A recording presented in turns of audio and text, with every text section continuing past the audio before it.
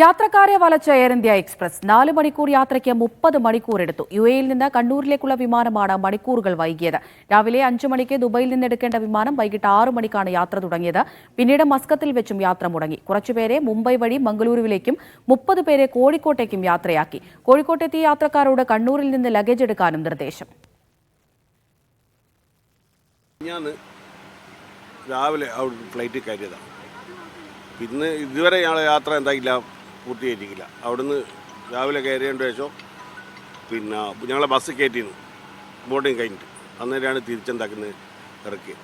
പിന്നെ അവർ അക്കോമഡേഷൻ തന്ന്, പിന്നെ ഫ്ലൈറ്റ് ഫ്യൂലിൻ്റെ എന്തോ മീറ്റർ കാണിക്കില്ല മറ്റ് അങ്ങനെ അക്കോമഡേഷൻ തന്ന് ഹോട്ടലിൽ പോയി. അവിടുന്ന് ഞങ്ങൾ ഇത് കഴിഞ്ഞ് പിന്നെ വൈകുന്നേരം 5 മണിക്ക് വീണ്ടും ഫ്ലൈറ്റ് കയറാണ്. അങ്ങനെ 5 മണിക്ക് ഫ്ലൈറ്റ് കയറി 2 മണിക്കൂർ നമ്മൾ യാത്ര ചെയ്ത്. അപ്പം പറഞ്ഞ് ഫ്ലൈറ്റിന് വീണ്ടും എന്തായിട്ടുണ്ട്, തകരാറുണ്ട്, മസ്കത്തിലേക്ക് പോകാമെന്ന്. അങ്ങനെയാണ് ആ മസ്കത്തിലേക്ക് നിന്നാണ് ഞങ്ങളിപ്പം വരുന്നത്. പിന്നെ ഞങ്ങളെ ലഗേജൊന്നും ഇതുവരെ എന്തായില്ല, കിട്ടിയില്ല. ഒരു കയ്യാലെ വരുന്ന മാത്രമാണ്. അപ്പം വളരെ ദയനീയമായ അവസ്ഥ വെച്ചാൽ വളരെ 2 ദിവസമായി ഞങ്ങൾ ഇതിനെപ്പറ്റി പാടുപെടും. കഴിഞ്ഞ 2 ദിവസമായിട്ട് നമ്മൾ ആരും ഉറങ്ങിയിട്ടില്ല.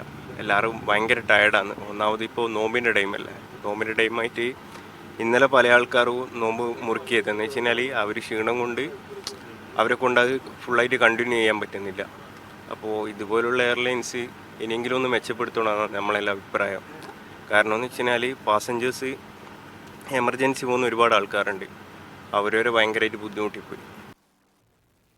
സലാം മുഹമ്മദ് വിവരങ്ങൾ നൽകാനായി ചേരുന്നുണ്ട്. സലാം, എയർ ഇന്ത്യ എക്സ്പ്രസിൽ ഇത് സ്ഥിരം പരിപാടിയായി മാറിയിരിക്കുകയാണ്.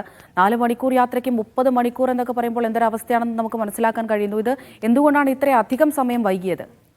അമൃത, എയർ ഇന്ത്യ എക്സ്പ്രസ് ജീവനക്കാർ പറയുന്നത് ഇത് സാങ്കേതിക തകരാർ കാരണമാണ് ഈ രീതിയിൽ ദീർഘനേരം ഈ യാത്ര മുടങ്ങിയത് എന്നുള്ളതാണ്. ഈ യാത്രയിൽ ഈ അമ്മയുടെ മരണത്തെ തുടർന്ന് അമ്മയുടെ ജനാസ കാണുന്നതിനടക്കം ആളുകൾ എത്തേണ്ട ആളുകളുണ്ടായിരുന്നു. കുഞ്ഞു മരിച്ചതിനെ തുടർന്ന് എത്തേണ്ട ആളുകളുണ്ടായിരുന്നു. അങ്ങനെ നിരവധി പെട്ടെന്ന് നാട്ടിലേക്ക് എത്താൻ അത്യാവശ്യമുള്ള ആളുകളാണ് ഈ യാത്രയിലൊക്കെ തന്നെ ഉണ്ടായിരുന്നത്. ഇവരൊക്കെ തന്നെ വലിയ ബുദ്ധിമുട്ടാണ് അനുഭവിച്ചത്. രാവിലെ ഇന്നലെ പുലർച്ചെ 5 മണിയോടുകൂടി യുഎഇയിൽ നിന്ന് പുറപ്പെടേണ്ട വിമാനം പുറപ്പെട്ടത് തന്നെ വൈകിട്ട് 6 മണിക്കാണ്. പിന്നീട് മസ്കറ്റിലെത്തിയ ശേഷം അവിടെയും ദീർഘനേരം വിമാനം പുറപ്പെടാതെ അവിടെ നിന്നു.